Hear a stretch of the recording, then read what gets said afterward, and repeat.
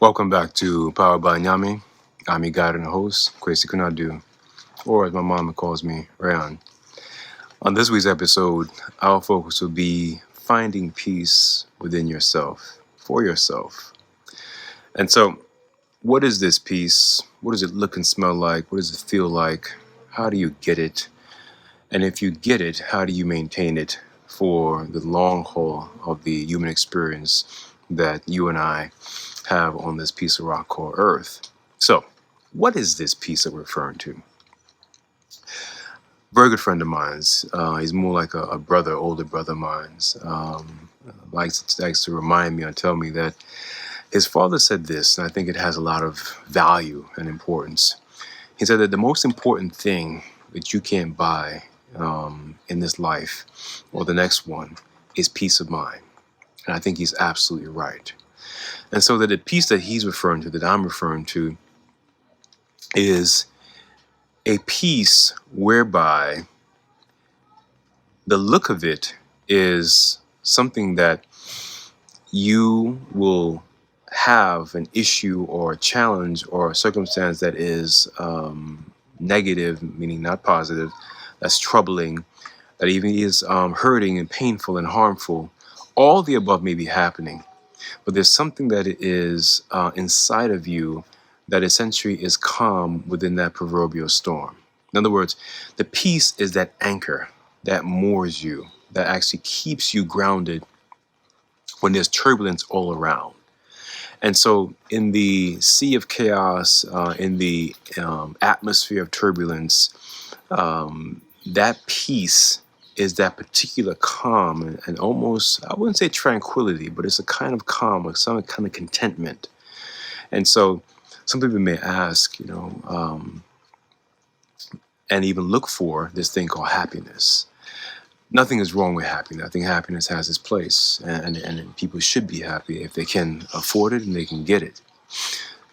But I prefer something more than happiness, and I think some of you may agree, which is contentment. And contentment is that peace, meaning being content with what you have, where you are in life, with whom you have it, or who you decide to share it with, and there's a contentment that's there. That's the piece that I'm poking at. That's the piece that I'm referring to.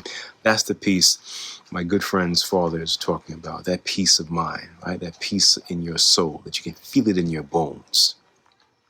And so this piece that I'm referring to is that kind of contentment that moors you, that anchors you, that allows you to withstand and get through the filth, the muck, the troublesome day-to-day, the boredom, the monotony, whatever it may call it, about this human life that is, just part of human existence.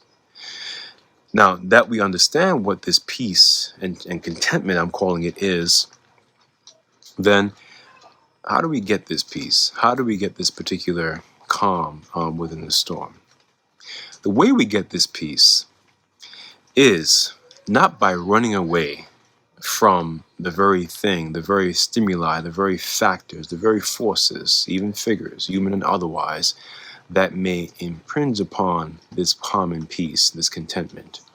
In fact, quite the opposite. It is going directly towards and confronting the very things, people, figures that in fact may hinder or impinge upon your calm and peace. And look at that. Just as I'm talking about calm and peace, it's starting to rain. It's beginning to rain, right? Which is a sign of calm and peace.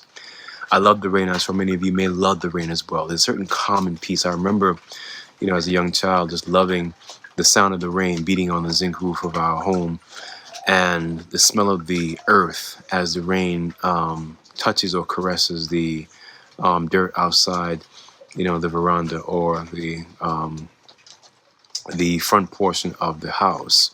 And so this peace and calm, the way you get to it is by directly confronting challenges, issues, whatever the anxieties, fears that may impinge upon, that is trying to essentially rub out the common peace you may already have, whatever in part or in whole.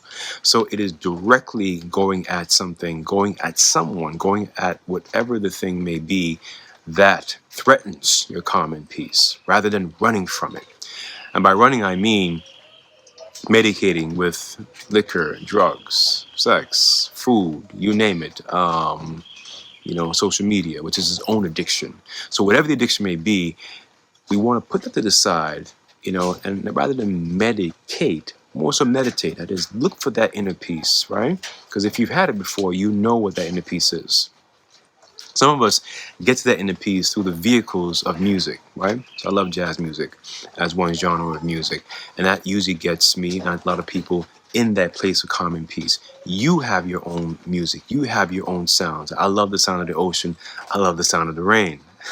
And so these are all ways in which to get you to transport you to back to that peace or to maintain that peace and that calm that you may have. Inner peace is also this. My grandfather taught me that try not to understand everything in the world if you want to maintain inner peace. I'll say it again. If you want to maintain inner peace, try not to understand everything happening in your life and happening in the world. You will go mad if you try to do that. And so to save your sanity, to save the sanctity of your soul, right, to preserve it, try not to understand everything in the world. Try not to understand or script every decision. Try not to think or overthink, this was a mistake, this was an error, why I keep making a mistake. That kind of self-cannibalization, that is eating away at the self, does the opposite of gaining or maintaining inner peace. In fact, it erodes whatever peace you may have or may try to have, right? And so this inner peace, there are a number of ways to get there. You know the kind of mechanism that can transport you there, right? Almost like a time machine. It will bring you there. So I have several kinds of jazz music that I love listening to. Miles Davis, Some Kind of Blues, is my favorite. Second best jazz album in my view, after Miles Davis, Kind of Blue, is Johnny Hartman, John Coltrane, Lush Life. Those are my 1 and 2 punches, right? One punch, second punch, to get me to that place of calm and peace. I love listening to, there's a CD called African Voices, a cappella, African singers. That gets me there as well. Outside of music, you may have other things that get you there as well. Having a quiet place, hugging a tree, being in nature, as I see here in this background. Listening to the sounds of the ocean. If you can't get to it, listen to the sounds of the ocean, let's say on YouTube or on a cassette. Well, you don't use cassette tapes anymore, but at least most of you probably not. But a CD or, it could be a streaming, system or platform. Anywhere you can, get the sounds of the rain, get the sounds of the rainforest, get the sound of the ocean.